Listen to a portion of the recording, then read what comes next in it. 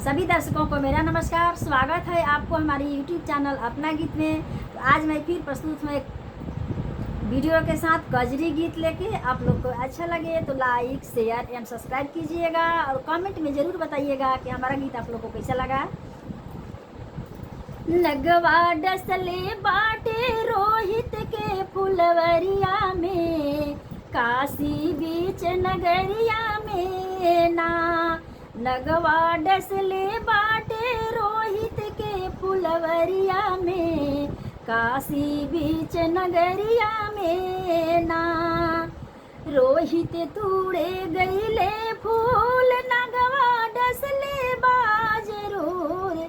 रोहित तूड़े गईले फूल, नगवा डसले बाजरूर। रोहित गिरल बट फुलवरिया के कियरिया में, काशी बीच नगरिया में ना। रोहित गिरल बट फुलवरिया के कियरिया में, काशी बीच नगरिया में ना। लगवा डसले बाटे रोहित के फुलवरिया में, काशी बीच नगरिया में ना। लगवा डसले बाटे रोहित के फुलवरिया में, काशी बीच नगरिया में ना। तारा बिलख बिलख के रोती, अपने असवन से मुख धोती। तारा बिलख बिलख के रोती, अपने असवन से मुख धोती। अपने लाल के रोले के रोती, भरी कवरिया में, काशी बीच नगरिया में ना। अपने लाल के लेकर रोती, भरी कवरिया में, काशी बीच नगरिया में ना। लगवा डसले बाटे रोहित के फुलवरिया में, काशी बीच नगरिया में ना।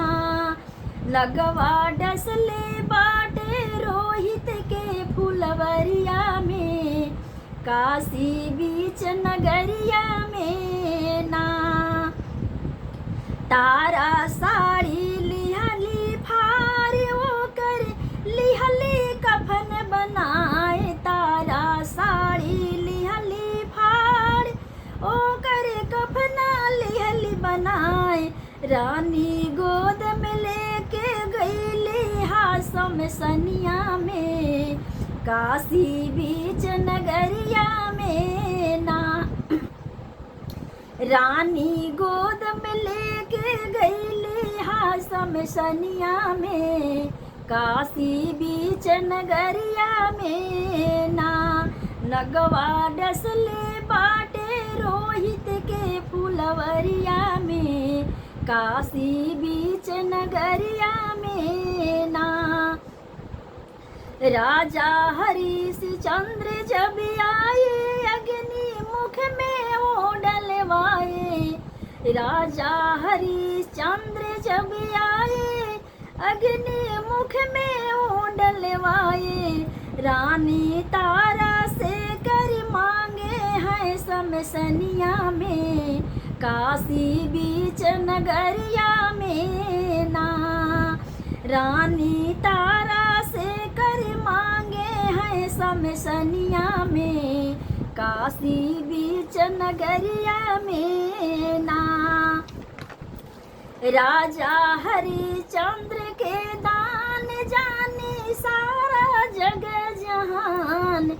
राजा हरिश्चंद्र के दान सारा जाने जग जहान।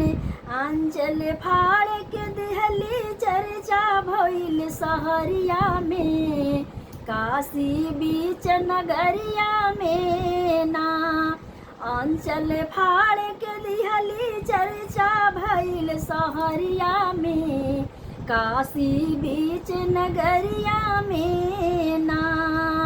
लगवा डसले बाटे रोहित के फुलवरिया में, काशी बीच नगरिया में ना।